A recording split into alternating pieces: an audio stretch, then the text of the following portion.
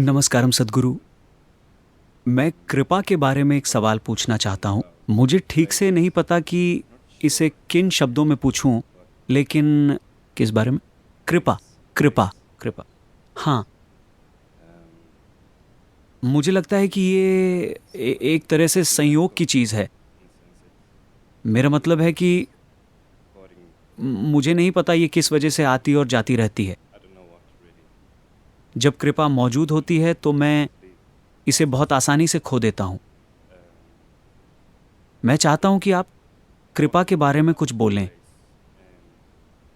कि ये काम कैसे करती है, या अ, जैसे यहाँ आश्रम में इसे पाना और महसूस करना बहुत आसान है, लेकिन जैसे ही आप बाहर जाते हैं उस ऊर्जा या कृपा से जुड़ना बहुत मुश्किल होता है। क्या आप कृपा के बारे में कुछ बता सकते हैं? धन्यवाद।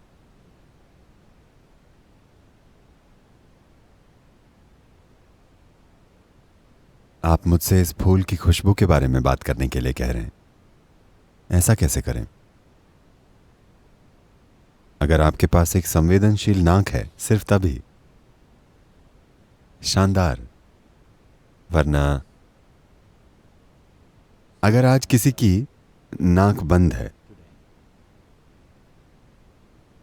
तो इसके कोई मायने नहीं है। तो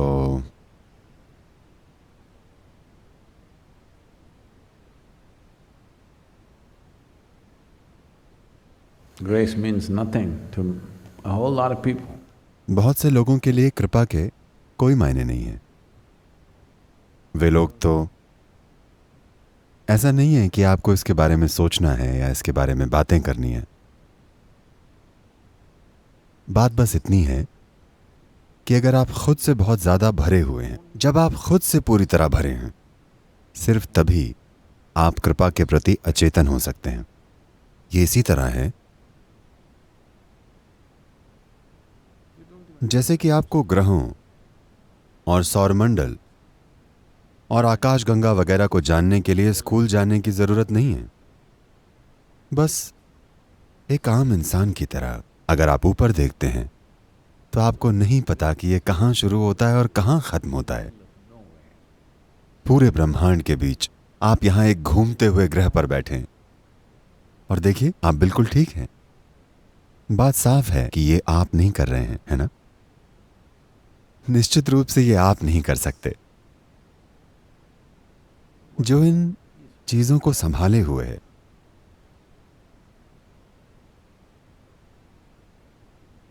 उसका एक नाम है कृपा।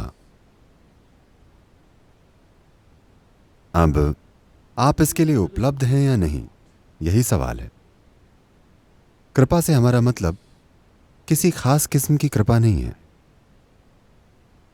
हम उसकी बात कर रहे हैं जो हर चीज का आधार है। क्योंकि आप नहीं जानते कि यह सौर मंडल कैसे टिका हुआ है। आपको नहीं पता क्योंकि आप नहीं जानते कि यह पूरा ब्रह्मांड कैसे टिका हुआ है। आपको तो यह भी नहीं पता कि आप कैसे बने हैं सच में। कैसे इतनी सारी कोशिकाओं ने साथ आकर आपके शरीर को बनाया और आपका जीवन चल रहा है, आप वाकई नहीं जानते। आपके पास बहुत सी व्याख्याएं हैं, पर आप जानते नहीं हैं। अगर आप जानते होते तो आप खुद एक इंसान बना लेते। अगर हमें अच्छे से पता हो कि कैसे, तो हम बना लेंगे, है ना? तो जब इतना कुछ है जो आप नहीं जानते और फिर भी हर चीज बिल्कुल अच्छे से हो रही है, तो बात साफ है कि यह कोई संयोग नहीं है। तो जिसकी भी वजह से ये सब चीजें हो रही हैं, वो ऊर्जा, वो शक्ति, हम उसे कृपा कहते हैं। लेकिन सवाल अब खुद को इसके लिए उपलब्ध बनाने का है। अगर आपकी नाक बंद है तो आपके लिए फूल के कोई मायने नहीं है। अगर आप अंधे हैं तो आपके लिए रोशनी के कोई मायने नहीं है। अगर आप असंवेदनशील हैं तो आपके लिए किसी भी चीज के कोई मायने नहीं है। तो सवाल संवेदनशील बनने का है। ज्यादातर लोगों का अहंकार संवेदनशील होता है, उनके भीतर मौजूद जीवन संवेदनशील नहीं होता। अभी आपको बहुत से लोगों के साथ सावधान रहना पड़ता है कि उनसे क्या कहना है और क्या नहीं कहना, क्योंकि उनका अहंकार भयानक रूप से संवेदनशील है। हर बात से उनके भीतर चोट लगती है। सबसे पहले आप एक भ्रम पैदा करते हैं, फिर इसके गिरने का और ऊंचा उठने का दूसरा भ्रम पैदा करते हैं। यह बहुत बुरा खेल है। आपका भ्रम जल्दी दूर होना चाहिए। अगर आप वाकई पूरी तरह से भ्रम रहित हैं, पूरी तरह से, तो आप हमेशा कृपा को उपलब्ध रहेंगे। अगर आपके अपने कोई भ्रम नहीं है तो आप हर चीज के बारे में अचरज करेंगे। अचरज कैसे नहीं होगा? हर चीज के बारे में, खुद अपने अस्तित्व के बारे में। अगर आपके मन में किसी भी चीज के बारे में कोई अंतिम निर्णय नहीं है, आप बस यहां हैं, तो आप कृपा से भीग जाएंगे। अब भी आप भीगे हुए हैं, लेकिन जब तक आप सचेतन न हो आप उसका आनंद नहीं ले सकते। यह आपको फायदा नहीं पहुंचाएगी, क्योंकि आप जागरूक नहीं हैं। यह आपको फायदा पहुंचा रही है, लेकिन फिर भी आप इसका पूरा लाभ नहीं उठा सकते। देखिए, यह एक सच्चाई है। मेडिकल विज्ञान के आधार पर यह सच है कि अगर दो लोग एक ही भोजन खाते हैं तो दोनों को एक सा पोषण नहीं मिलता।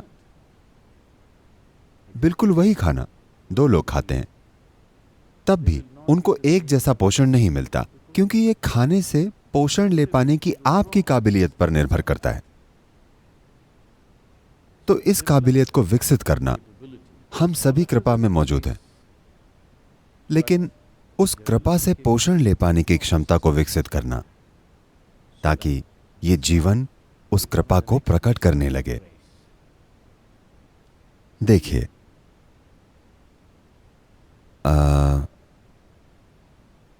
जैसे क्या आपने ये फूल सूंघा है? ये दक्षिण भारत का फूल है, जबरदस्त खुशबूदार। क्या आपको लगता है कि गार्डन डिपार्टमेंट इसकी जड़ों में खुशबू डालता है? नहीं, वो गंदगी डाल रहे हैं, मेरा यकीन कीजिए। हाँ, अगर आप गंदगी भी डालते हैं तब भी देखिए ये फूल कितना शानदार बन गया है, क्योंकि यही इसकी प्रकृति है। क्योंकि ये ऐसा करता है, तभी हम उसका पेड़ लगाते हैं, उसका पोषण करते हैं, उसकी देखभाल करते हैं। सबको उसकी फिक्र है कि वो कितना बड़ा हुआ।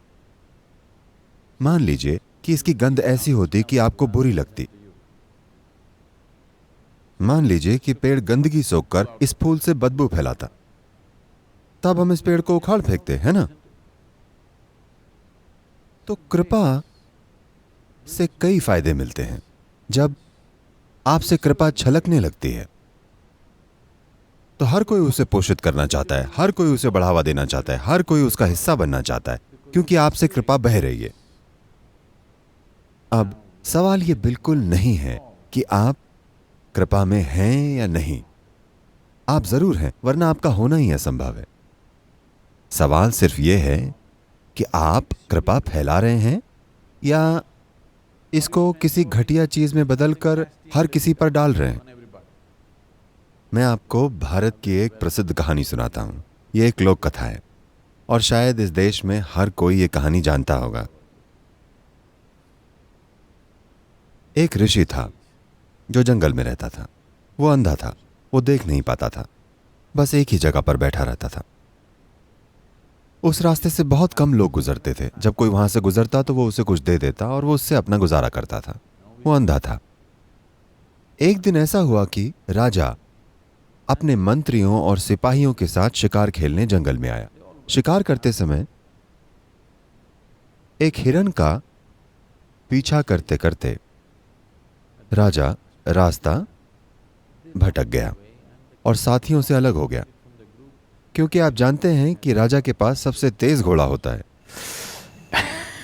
वो बेहतरीन घोड़े की सवारी करता है।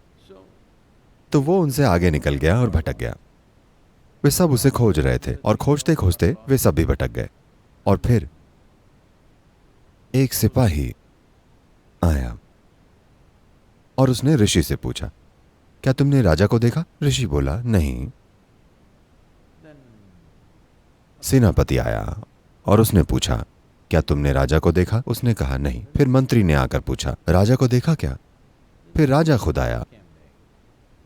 तो अंधा ऋषि तुरंत पहचान गया कि ये राजा है। वो बोला, अरे आपके लोग आपको ढूंढ रहे हैं। पहले आपका सिपाही आया, फिर आपका सेनापति आया, फिर आपका मंत्री आया। राजा ने गौर से देखा कि ऋषि तो अंधा है। तो फिर राजा ने पूछा, हे दिव्य ऋषि, आपने कैसे पहचाना कि पहला आदमी सिपाही था, फिर सेनापति और फिर मंत्री? ऋषि ने कहा, पहले जो आया था उसने कहा, अरे ओ अंधे, क्या तूने राजा को इधर आते देखा है? क्या कोई इस रास्ते से आया था? तो मैं जान गया कि वो आपका सिपाही होगा। दूसरे आदमी ने बिना किसी आदर के लेकिन अधिकार से पूछा, तो मैं जान गया कि आपका अधिकारी होगा। तीसरा आदमी जो मंत्री था, उसने बहुत आदर से पूछा, तो मैंने सोचा कि वो आपका मंत्री होगा। अब आप आए हैं, आपने मेरे पैर छुए और मुझे दिव्य ऋषि कहकर बुलाया, तो आप राजा ही होंगे। चाहे आप खाना खाएं या सांस लें या पानी पिएं, कुछ भी करें, ये कृपा है। वरना कैसे होगा? 2 हिस्सा हाइड्रोजन और 1 हिस्सा ऑक्सीजन मिलकर आपको जीवन देने वाला पानी बनता है। ये कृपा है। ठीक है, आप इसे समझा सकते हैं, लेकिन आप ये नहीं जानते कि ऐसा क्यों होना चाहिए। जो कुछ भी हो रहा है वो कृपा है। अब आप कृपा पीते हैं, या आप कृपा खाते हैं, या आप कृपा सांस में लेते हैं, तो क्या आपसे भी कृपा बहेगी? क्योंकि आपने कृपा को अपने अंदर समाया है, तो आपको कृपा को संजोकर अपने चारों तरफ फैलाना भी चाहिए। लेकिन दुर्भाग्य से लोग शानदार चीजें अपने अंदर समा लेते हैं और उसे घटिया बकवास में बदलकर बाहर फैलाते हैं। लेकिन पेड़ को देखिए, आप उसे गंदगी देते हैं और वो आपको सुगंध देता है। यही वक्त है। अगर आप पेड़ का तरीका सीख लें, अगर आप चट्टान का तरीका सीख लेते हैं, You will exude grace. तो आपसे कृपा छलकेगी। तो सवाल ये नहीं है कि आप कृपा में हैं या नहीं। ये बात पक्की है कि हर प्राणी कृपा में है। आपने जिस कृपा को अपने भीतर लिया है, क्या आप उसे बाहर फैलाने के काबिल हैं? सवाल बस यही है।